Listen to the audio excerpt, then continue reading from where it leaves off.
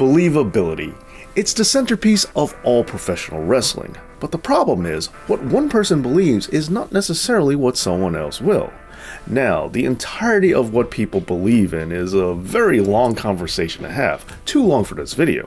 But what if we only talk about half, as in half-truths?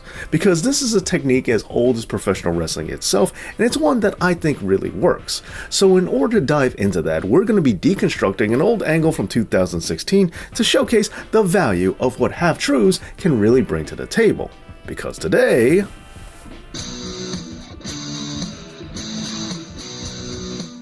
a big thank you to all of my Patreon supporters such as Jeff Ang, Rick Rack, and Raiding Jaguar. Thank you all so much. Giving the audience partially correct information in order to work them is a practice that has been done for many years. But while there are many different ways to get an audience to believe in an angle, at least aesthetically speaking, well, I think this is one that, well, pardon the pun, really works. To illustrate this, we're going back 5 years ago, and we're going to revisit the feud between Roman Reigns and Triple H for their WrestleMania 32 main event, which I was there to see live, by the way. Now, if we're being perfectly honest, this story, well, it sucked. But I still think it's a perfect way to showcase why half-truths are really needed for some programs, and why it can help to make them more believable. But speaking of which, why is it so hard to believe in wrestling in the first place? Wrestling is a unique form of entertainment where it's fictional and the audience is constantly being reminded that it is, even though the medium itself is trying to make us forget. And really, we do this to ourselves. While we're watching wrestling, in the back of our minds, the more of a fan we are, the more hyper aware we become of all the strings that are being pulled. The most obsessive wrestling fans are the ones that are always thinking about the booking, the behind the scenes details, the TV ratings, and so on. And we layer that on top of our own reactions and our own opinions. However, the most satisfying wrestling comes from when we get to turn that part of our brain off and we just believe in the angle. We accept this world of wrestling for what it is, even if it's only fleeting. Tying this back to the Roman and Hunter story, we'll start with Roman, and we'll ask, why is his current heel run seemingly going over so much better than his main event babyface push? Well, I say it's because we're getting a much better and more convincing presentation that has a little bit of real to it. Do me a favor, forget about his alignment as a heel or a face for a moment, and just look at how he's being presented, because it all echoes what we already know. He's the champion, he's going to be sat at the head of the table, and there's nothing that you or I are going to do about it. So you can either get on board or get on board, which is pretty much how many of us feel about Roman to begin with. So this successfully turns off that part of our brain that keeps fighting with the reality of pro wrestling, even though it's coupled with the complete fiction of being a tribal chief and being the top provider for the family, because we know that if there was a top provider, it would definitely have to be The Rock over Roman. And so, while this gimmick may not be completely accurate, it still gives us just enough truth to say, yes, I accept this. Even if we immediately remember that it's all a work, as soon as the show goes off the air, we still feel it for the moment. And wrestling is nothing if not made up of moments.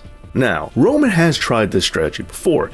If you remember, he's told us that this is his yard now, so why didn't this take? Well, while it was a step in the right direction, it wasn't really true. Remember, at the time, Roman was referring to beating The Undertaker, claiming that the yard that was once the Phenom's domain was now his. We weren't gonna buy this for a second.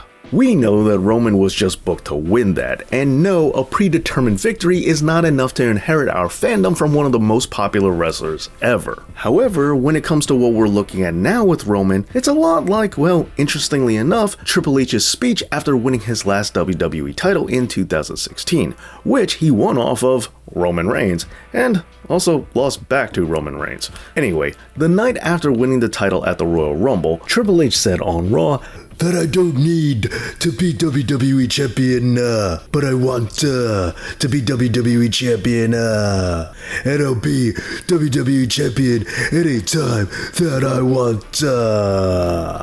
and that there's nothing anyone is going to do about it.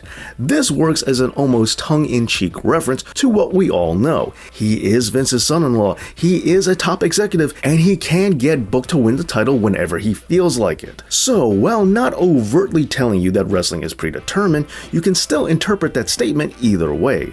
If you look at it from a booking standpoint, then yes, this does hold true. But if you look at it from a kayfabe one, there's nothing that he's saying that breaks the illusion. This satisfies both parts of our brains, where it tells us just enough of something that we know to be true in order to silence that part that keeps reminding us that wrestling is fictional. And it worked, because even during the height of anti-Roman hysteria at the end of this promo, this was one of the few times in wrestling where the crowd actively chanted for Roman Reigns.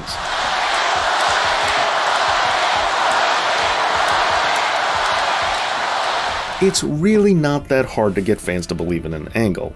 It's keeping them believing that's the difficult part.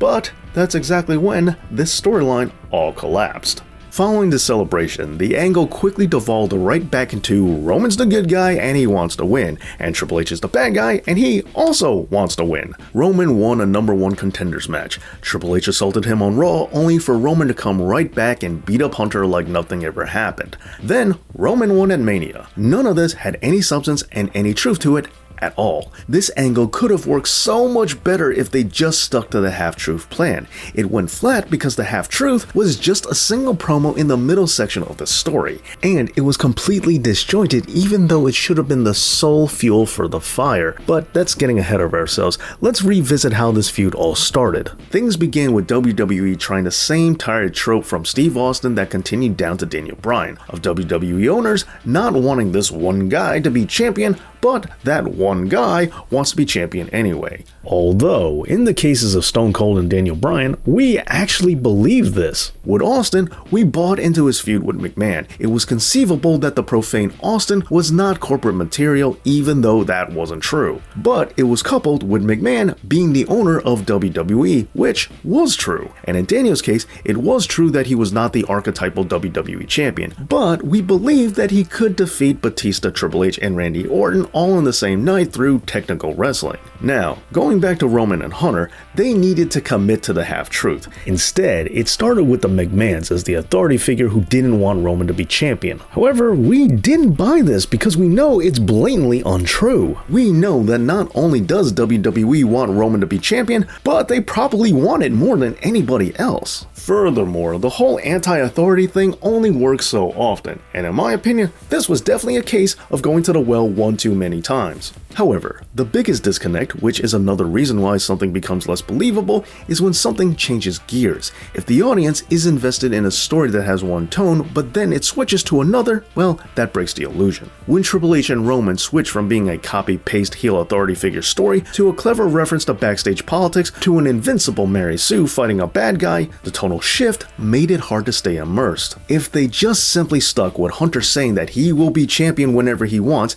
and instead had Roman counter by saying, "Not anymore, old man. Your time has passed. It's time for a new chosen one." And from there, Roman should have stated that he was the only one for the job. Not Dwayne, not Cena, just him. And he should even say that it never should have been Hunter to begin with, and that his reign of terror is finally over once and for all. That would have been a nice half-truth, an inside reference to what's going on behind the scenes, and a consistent one for the feud. Going forward from here, Roman could brag about his merchandise sales, brag about how he didn't have to marry his way to the top, and just keep taking shots at Hunter that could be interpreted either way. If the feud was about this, it at least would have given Roman some agency other than just being a Superman, and it definitely would have gotten a few pots from the crowd for calling Trips out on several things that we all know he's guilty of. And since this was to be Hunter's last hurrah as WWE champion, they might as well have taken all the cheap shots they could, since WWE doesn't have to worry about protecting him for the future.